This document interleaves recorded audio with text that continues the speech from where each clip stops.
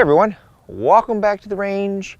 My name is Matt. Before we get into today's test, if you sent your friend or loved one a text message, a DM, or even called them on the old telephono, go ahead and hit that like button. If you haven't, pause the video, do it now.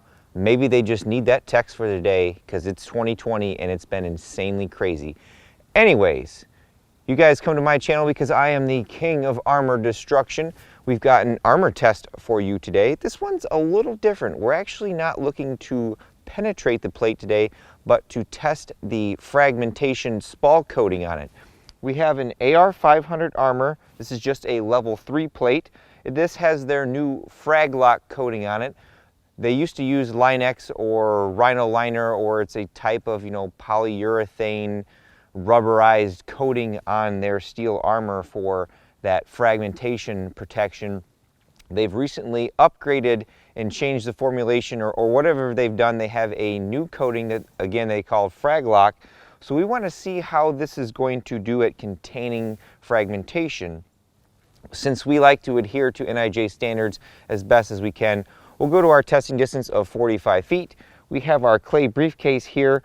I was trying to think of some different rounds to put against this, so I think first we're going to just use some M80 ball and we're going to shoot 6 rounds at it, and we'll go down and check and see what the fragmentation looks like. I have a cardboard box that we're going to encase our clay briefcase in, and then I think if I can, I'm going to stack some of my used gel blocks around it.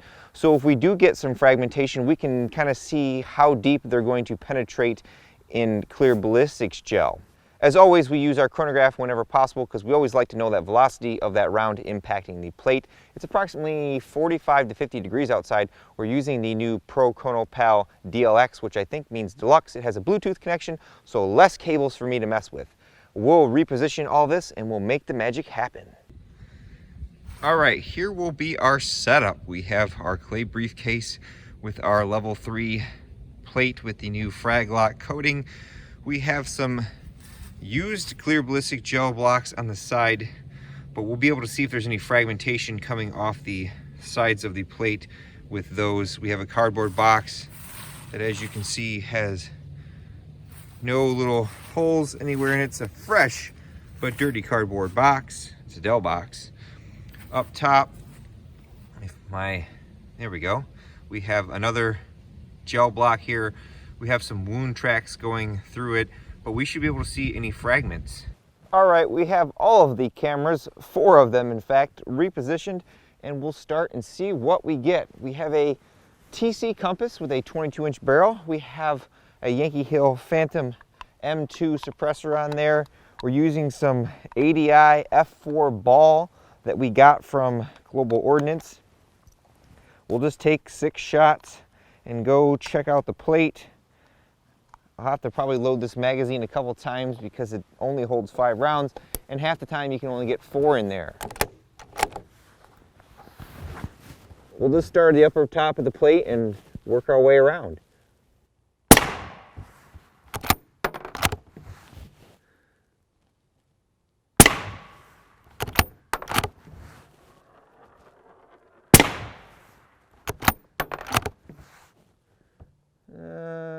Something's making some smoky smoke down there.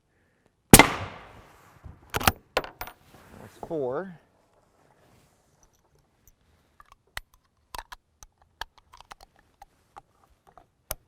Something's smoking down there, folks.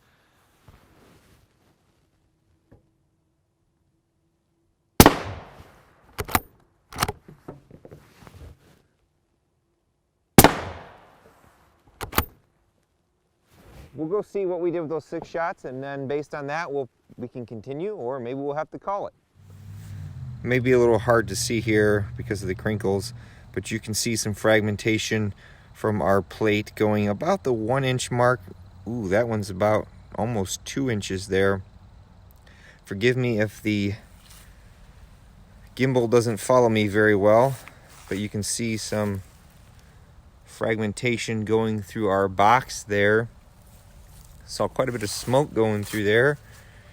Here is our plate. Come on, gimbal. You can see some fragmentation going in there as well.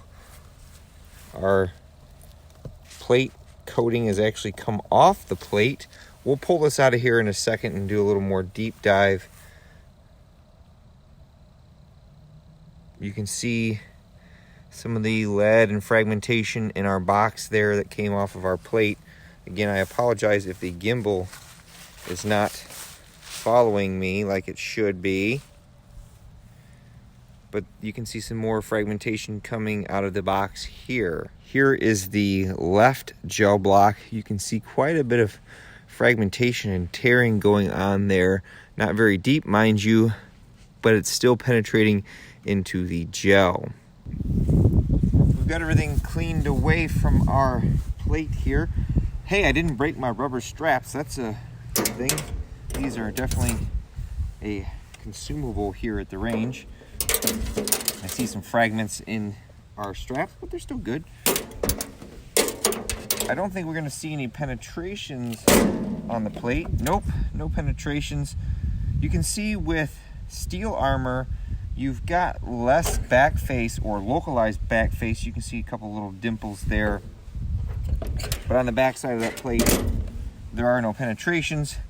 And for this test, we really aren't looking for penetrations. We were trying to see how well that fragmentation coating would hold up.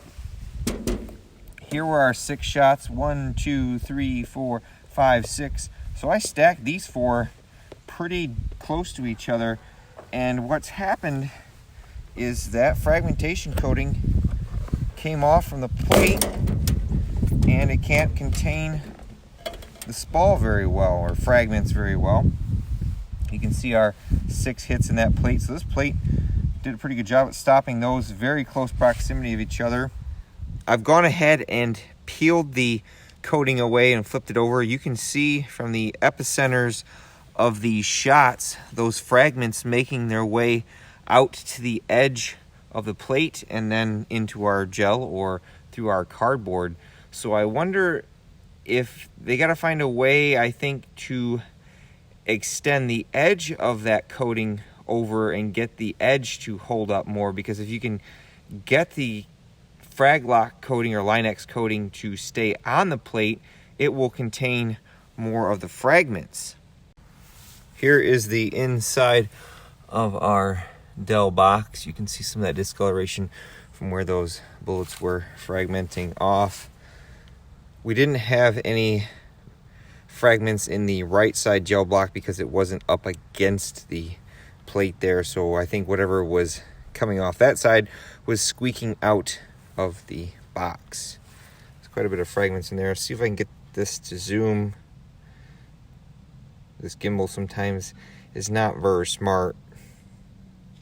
Well, folks, this body armor test is going to be a very short one. Normally, they're very feature length in duration because we try to test a lot of things and get a lot of data. I think what we accomplished here today is that steel armor is still pretty good at stopping threats and preventing localized back face deformation, but our coating still can't take large amounts of energy and stay intact.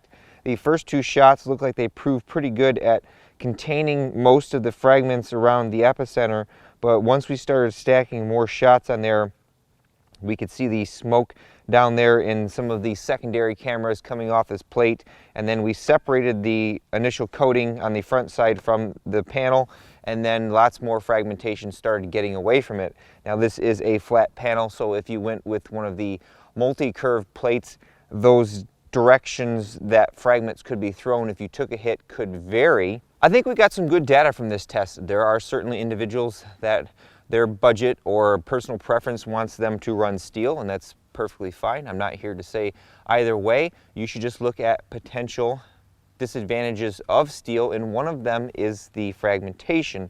This coating seemed to do a pretty good job after the first 2 shots, but then it kind of fell apart afterwards.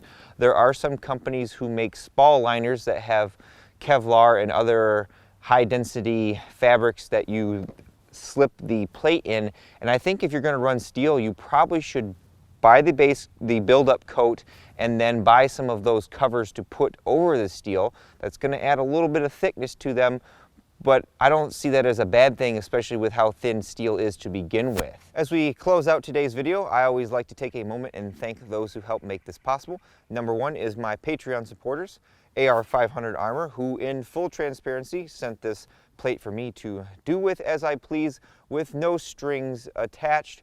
And of course, you all for watching. Until next time, folks, catch you at the range.